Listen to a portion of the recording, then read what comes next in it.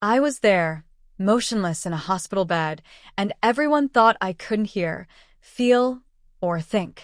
But I was awake, and it was in that forced silence that I heard the worst betrayal of my life. In that moment, I understood that my illness wasn't the real danger, and that blood flowing through veins isn't always a sign of love. That was when my revenge began, silent, but relentless. I woke up in the hospital, but I wish I hadn't. Not the way I did. It felt like I was trapped inside myself, as if my eyes were stitched shut from the inside, and my body was far too heavy to obey any command. But I could hear. Every step, every click of a door, every voice filtered through the dull headache pulsing deep in my forehead. The smell of disinfectant was strong. The blankets had a strange weight, as if they were holding me there against my will. It was like being alive, without being able to say I was. It took me a while to understand where I was. Gradually, I recognized the typical hospital sounds, the steady beeping of machines, the wheels of stretchers gliding down the corridor, the whispers of nurses. Outside, someone was crying softly. A fake, forced sob. That woke me up even more. And then I heard the door open. It was the doctor's voice who entered first, professional and assured. Good news. Her blood pressure has stabilized, and the scans show no permanent damage. She's just in a reduced state of consciousness. She'll come out of it. I felt a flicker of relief, but it lasted only 2 seconds. The second voice was my daughter's. Are you sure, doctor?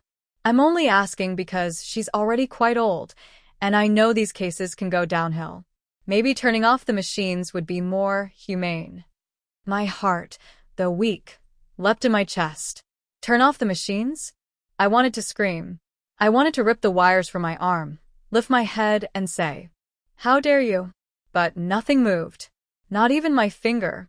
Not my lips. I was a prisoner inside my own flesh. The doctor responded calmly. No, absolutely not. She has a good chance. It just takes patience. With the right care, she should wake up in the coming days. My daughter let out a sigh of frustration. I knew that sound. Right, of course, thank you, doctor.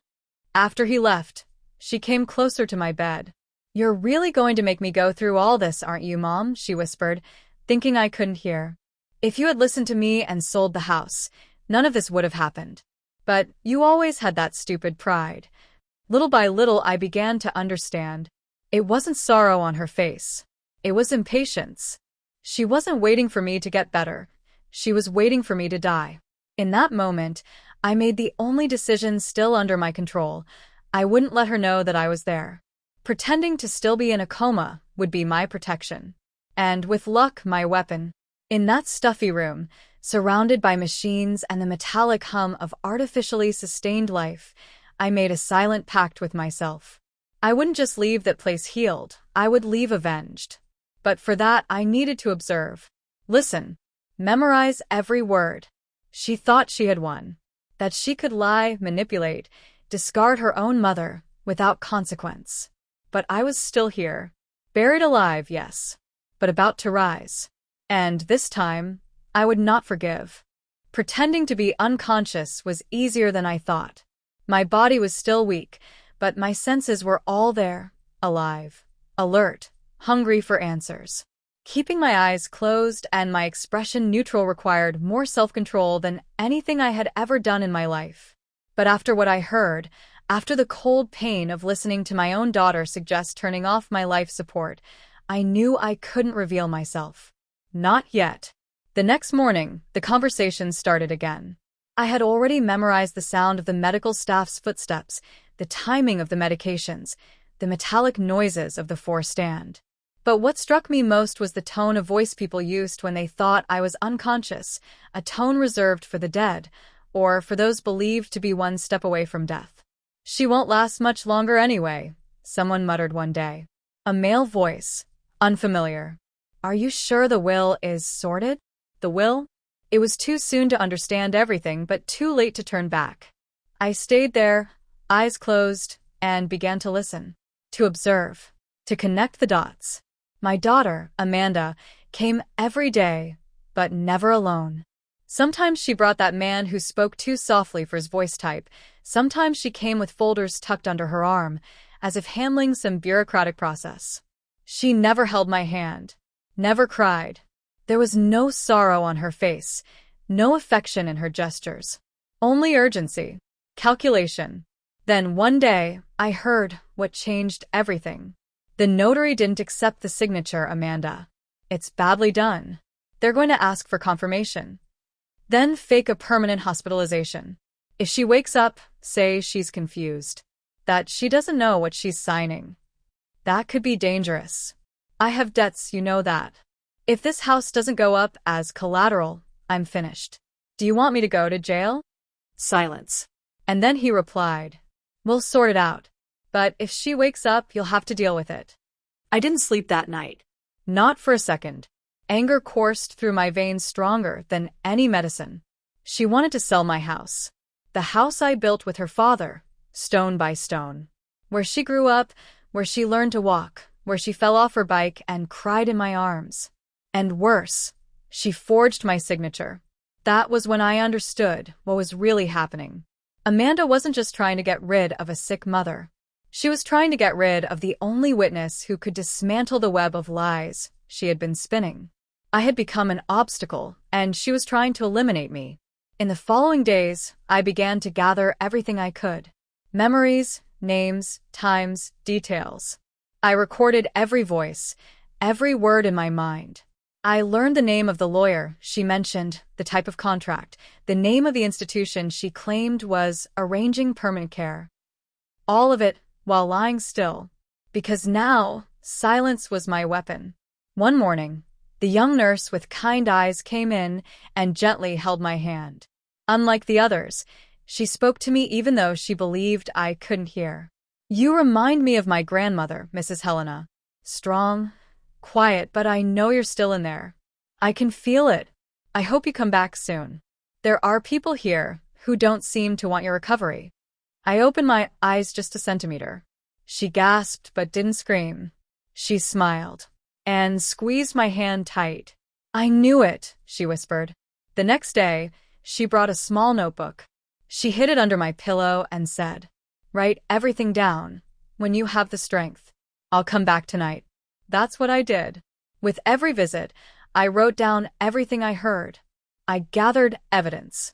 I even managed to write part of the lawyer's name, the notary's address, and a section of the fake document I had heard her dictate to the man. Almost 2 weeks passed. When the doctor finally came in with the discharge papers, Amanda pretended to be surprised. Tried to laugh. Wow, so soon? But she's still kind of disoriented, right? The doctor frowned. Quite the opposite. The tests show she's lucid and stable. She just needs rest and proper nutrition.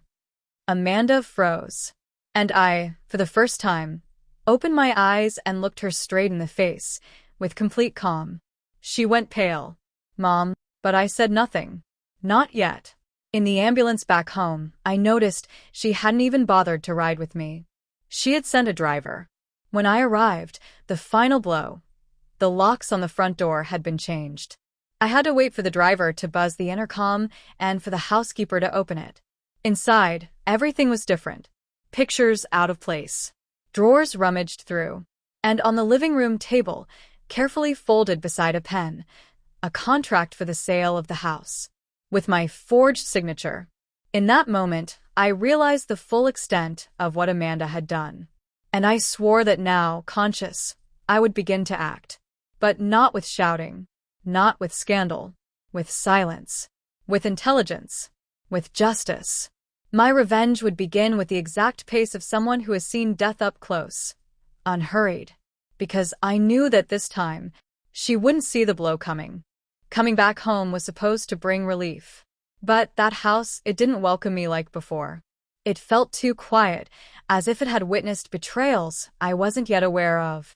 The furniture was in place, the pictures on the walls, but something was off. It was as if the air had changed its scent. As if my presence was no longer welcome there. The maid, Marta, was the one who helped me inside. Her gaze was anxious, almost trembling, and she hesitated before meeting my eyes. Mrs. Helena, have you really recovered? Yes, Marta.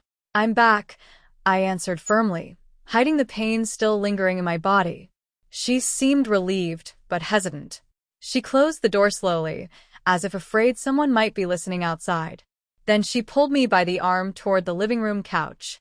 There are some things you need to know, but I can't say much. Amanda, she's been showing up with strange people.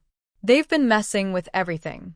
Swapped documents, took down some pictures of you from the walls, even forced the safe open. I tried to stop them, but my throat went dry.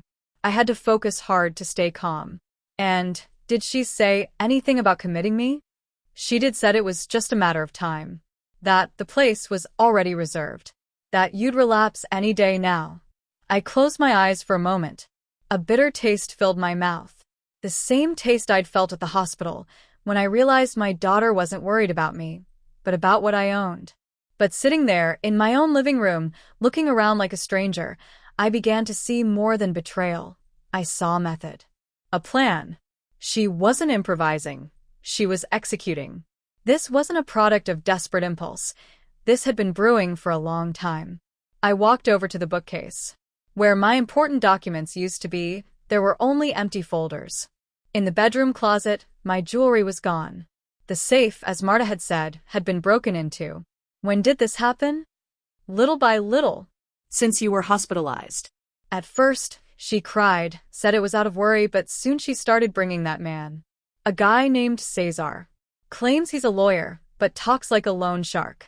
And every time he comes, Amanda leaves more nervous. I think she's under pressure. That was it. Debts. But why? Amanda had always had everything. She never lacked a thing. I gave her an education, a car, trips. When her father died, I stretched myself thin to ensure she lacked neither love nor a future. But somewhere along the way, she got lost. And now she was selling everything that was mine before I was even dead. The next day, I returned to the hospital alone, as if going for a follow-up exam. But my true intent was something else.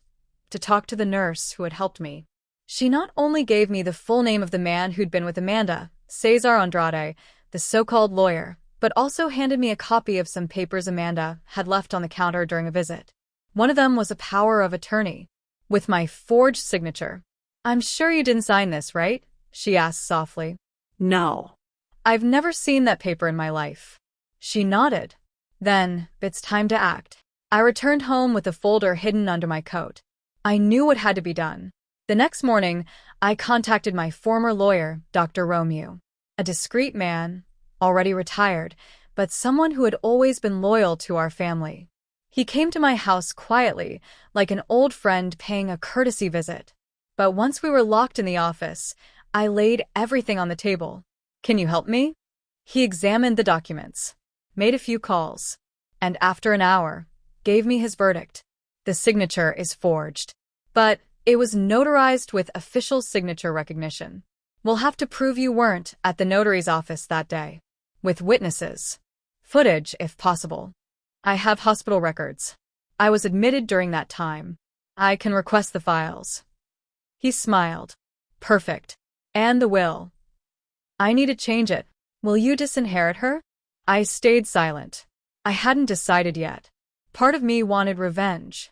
Another part was still searching for the daughter I had raised, the one who said she loved me when she had nightmares.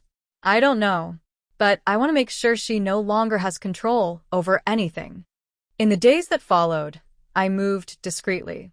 I revoked the power of attorney, updated my will, and created a fund in the name of an institution that helped abandoned elderly women, with a clause stating that if anything suspicious ever happened to me, half of the assets would be frozen until a full investigation was carried out. And more. I asked Dr. Romeo to organize a family dinner, using my full recovery as an excuse to celebrate. I told him to invite everyone, cousins, uncles, nephews. People Amanda respected, people she would never lie in front of. The stage was nearly set. But before that, I had to be sure. Did Amanda know I was already conscious? That I could see, hear, think again? Or did she still see me as a passive obstacle? That night, she appeared at the house with a clean, cheerful face. "Mom," So good to see you well, she said theatrically. I faked slight fatigue. Still recovering, dear.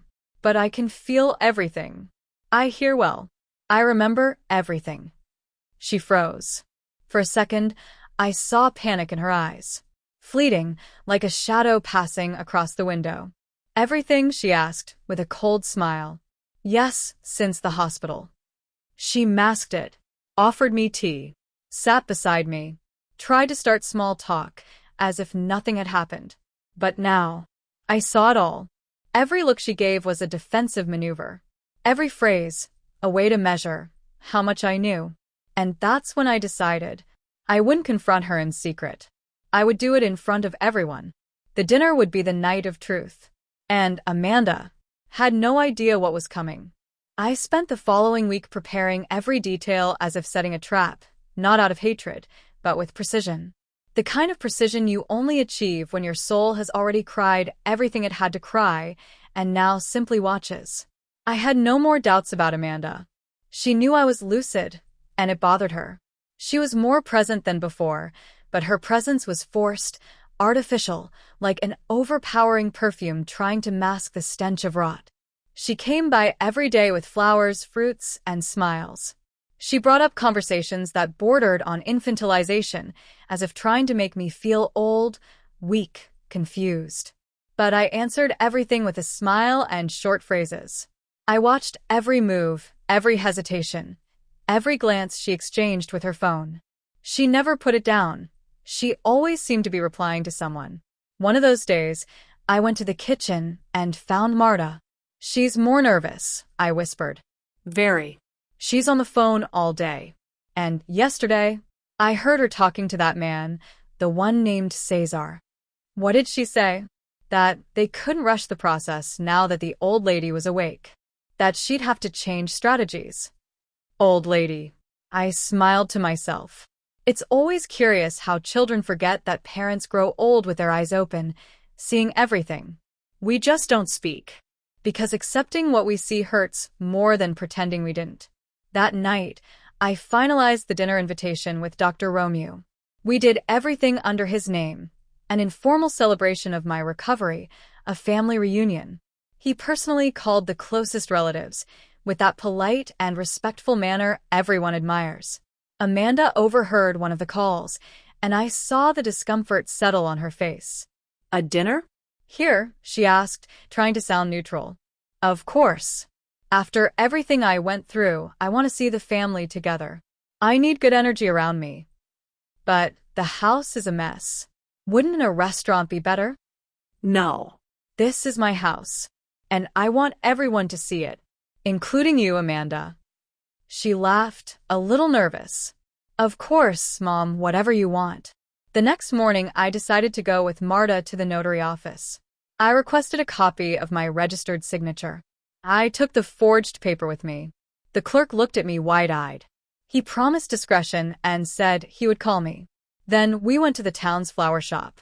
I chose cheerful, vibrant arrangements with strong scents. Flowers that would contrast with the tension to come. I stopped at the bakery and ordered Amanda's favorite childhood sweets, a gesture that, deep down, was more symbolic than affectionate. It was my way of reminding her of the child she once was. But as the dinner approached, the tension between us thickened. She started trying to manipulate my emotions. Mom, have you thought about selling this house? It must be worth a fortune. Living here alone, it's dangerous. I haven't thought about it yet, I replied curtly. And, well, about the will, maybe you should make some things clear. After everything you've been through, you might forget some details. She was nervous enough to try inducing a new signature. Don't worry. I'm already handling that with Romeo. Everything will be very clear. Her silence after that sentence was absolute. On the day of the dinner, the house was impeccable. Marta had gone all out with the dishes, and I dressed like I hadn't in a long time. My navy blue dress, the pearl necklace I inherited from my mother, my hair elegantly tied. I wanted to look strong and lucid. Every detail of that night had a purpose. The right wine, soft background music, the family photos returned to their places. The house had to look like mine because it was mine. And Amanda needed to feel that. The guests arrived gradually. Distant cousins, uncles, nephews. Laughter, hugs, a sincere reunion except with Amanda, who greeted everyone with that tight, suspicious smile, like someone in hostile territory. Romeo gave a brief speech. Today we celebrate life. The recovery of our dear Helena, a woman of strength and generous heart. Few will know what she's been through these past months, but everyone here will know what she chose to do with what she discovered. Everyone applauded. Amanda smiled awkwardly. Then, with a glass in hand, I looked at her. Amanda, dear, would you help me bring the documents from the office? She hesitated. But she couldn't refuse in front of everyone. We entered the room. I approached the shelf and pulled out the red folder. These are copies of hospital records, dates, exams, and also this. I showed her the power of attorney with my forged signature. She turned pale. She said nothing. Do you recognize it? I thought you wouldn't wake up. I did it for safety. I just wanted to take care of things to avoid losing anything. Take care of things? Or sell them? Like this house. She sat down. Lowered her head. Her hands were trembling. I got into debt. Cesar threatened me. I thought I could fix everything before I came back to life. She began to cry. For the first time, it wasn't an act. It was the weight of the truth. You heard me in the hospital. You knew I was going to recover. And still you tried to rush everything. Didn't you? She didn't answer. I took a deep breath. Grabbed another folder. It contained the new version of the will. I didn't say anything, just placed it on the table. Tonight, everyone will know. You'll have a choice, to confess or to stay silent. But either way, Amanda, it's over. She looked at me, in the eyes, for the first time, without a mask. Are you going to disinherit me? No.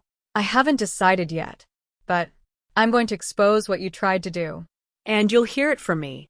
In front of the people who should matter most to you. She stood up, wiped her face, went to the mirror, collected herself. Then let's have dinner, she said coldly. As she walked back to the dining room, I realized something inside her had broken. I didn't know if it was her pride, her hope, or just the facade. But the dinner wasn't over yet, and the confession was still to come.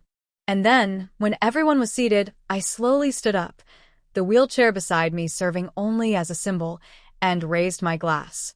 I'd like to make a toast to the truth that always comes to light, and to the courage to face those who try to bury it before it's time. Silence fell immediately. All eyes turned to me. My daughter turned pale. I continued. During my time in the hospital, I heard more than most can imagine. I heard doctors. I heard visitors. And I heard the voice of betrayal, bearing the name of my own daughter. She tried to stand up, but I raised my hand. I didn't die. And I wasn't in a coma when you tried to bury me alive. Nor when you signed papers in my name. Nor when you swore to the man who sits here today, disguised as a business partner, that everything was under control. At that moment, Jonas, the so-called buyer, who had been invited as a family friend, turned even paler than she did. It's all recorded. Every word, every step. And before anyone tries to call me crazy, know that I've given copies to my lawyers. The air in the room grew heavy. My daughter began to sweat. She tried to explain, stammering something about concern and a misunderstanding, but the looks from those present had already passed judgment. It was no longer just my word against hers. It was the weight of the silence she had forced for weeks, now erupting all at once. I raised my glass once more, to family and to those who still remember what that word truly means. I set the glass down on the table and left the room slowly, like someone drawing the curtain on a play they no longer intend to be part of. But the final act was still to come. The walls, which once kept secrets in silence, now echoed with the weight of shame. My guests left quietly one by one, without the customary kiss on the cheek, without the usual warm goodbyes. I didn't blame them. Witnessing a spectacle of betrayal inside a house that had always symbolized warmth is not something easily digested. My daughter, however, stayed. sitting on the living room couch, curled up, eyes lost on the floor. She didn't apologize. She didn't cry. Nor did she try to convince me I was wrong. She just sat there, silent, as if the absence of words was less compromising than any lie. I watched her from the kitchen doorway. For the first time, I saw my daughter as a stranger. That 38-year-old woman, whom I once held in my arms before she even had hair, who had slept on my chest after her father died, was now a stranger. A threat. And the worst part, she knew that I knew. But she had no idea what I would do with that knowledge. The next morning, before the sun had fully lit the back porch, I called her into my room. She entered with timid, almost childlike steps. "Do you have anything to say to me?" I asked. She took a deep breath, finally raising her eyes. "I was desperate, Mom. The debts. Jonas was pressuring me. I thought you would never wake up again. And if I had died, it would have been convenient, wouldn't it? Signature ready. House sold. One old woman less in your way." She shrank. She wanted to deny it, but couldn't. Deep down, she knew I didn't need confirmation. I already had everything. Witnesses. Copies of the documents. The recordings. Even the digital contract she signed on the computer had been intercepted by my lawyer. Jonas, fearing exposure, handed everything over in an attempt to clear his name. But there was one thing she didn't know. I opened the nightstand drawer and pulled out an envelope. I placed it on the bed in front of her. "This is the new will. You're still in it, but now under conditions." She looked at me in confusion. "Conditions?" Yes.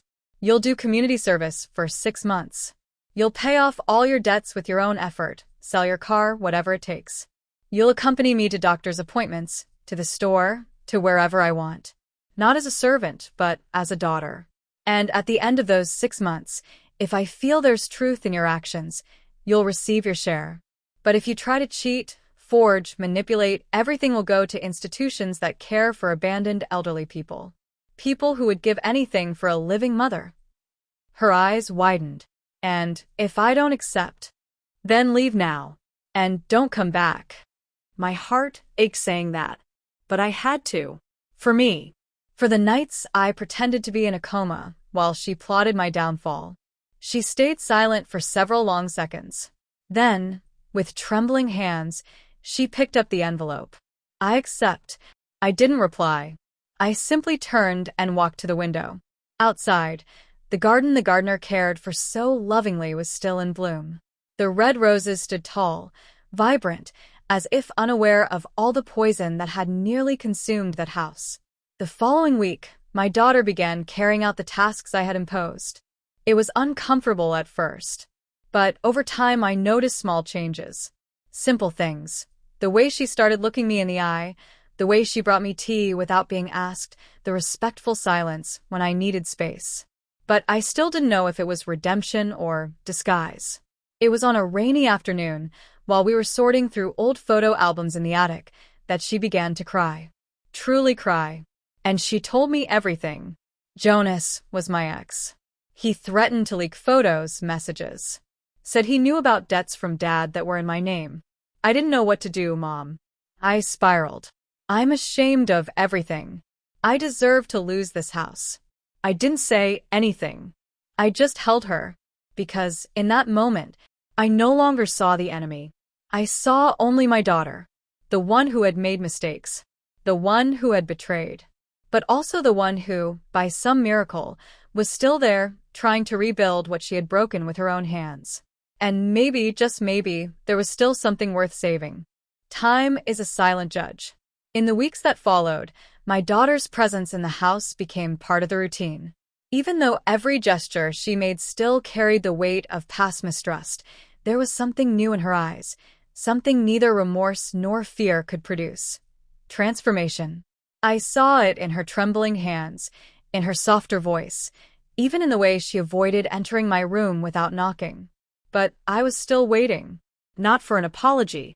I had already heard that, and words after what she had done didn't hold much weight. I was waiting for actions. For redemption. For some sign that she not only understood the gravity of what she tried to do, but that she was willing to never be that woman again.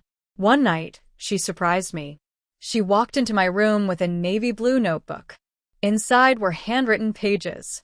I began to read silently, a kind of journal. Raw confessions. Childhood memories. Fears she had never shared with me. Weeks when she considered taking her own life because of the debt. The years she felt I loved her dead brother more. The unspoken words. The wounds that were never addressed. I don't want this to be an excuse, Mom, but it's the closest I could get to the truth. I closed the notebook gently. She looked at me as if offering herself for judgment. I could have broken the silence with a lecture. But in that moment, I understood something greater. The daughter I wanted to punish no longer existed. In her place stood a wounded woman. And a repentant one. I remained silent for a few days. Meanwhile, she stayed by my side. Took me to medical appointments, paid off what she owed to the bank, sold her car, and donated half the clothes she had bought using my credit cards. She didn't ask me for anything. She never brought up the will again. Then I made a decision. I organized another dinner. Much simpler this time, with just 2 longtime friends and a lawyer. While we were having dessert, I asked for quiet and announced. Today I signed my final will. My daughter stopped breathing for a moment. She kept looking at me with a certain fear, but this time, not because of what she might lose, but because of what she might not deserve. I leave this house, with all of its belongings, to my daughter. But with a special clause, she may only sell or give up this property after 15 years. And only if she fulfills, during that time, what she promised me, to care for me as a daughter, not as an heir. The words came out firmly. I saw tears stream down her face. Not tears of despair, but of understanding. For the first time, she realized that forgiveness is not a reward. It is a decision, one that takes courage both to give and to receive. Would you like this to be adapted into a scene with dialogue cues for actors, or turned into a short film script format? The daughter I wanted to punish no longer existed. In her place stood a wounded woman. And a repentant one. I remained silent for a few days. Meanwhile, she stayed by my side. Took me to medical appointments, paid off what she owed to the bank, sold her car, and donated half the clothes she had bought using my credit cards. She didn't ask me for anything. She never brought up the will again. Then I made a decision. I organized another dinner. Much simpler this time, with just 2 longtime friends and a lawyer. While we were having dessert, I asked for quiet and announced. Today I signed my final will. My daughter stopped breathing for a moment. She kept looking at me with a certain fear, but this time, not because of what she might lose, but because of what she might not deserve. I leave this house, with all of its belongings, to my daughter. But with a special clause, she may only sell or give up this property after 15 years. And only if she fulfills, during that time, what she promised me, to care for me as a daughter, not as an heir. The words came out firmly. I saw tears stream down her face. Not tears of despair, but of understanding. For the first time, she realized that forgiveness is not a reward. It is a decision, one that takes courage both to give and to receive.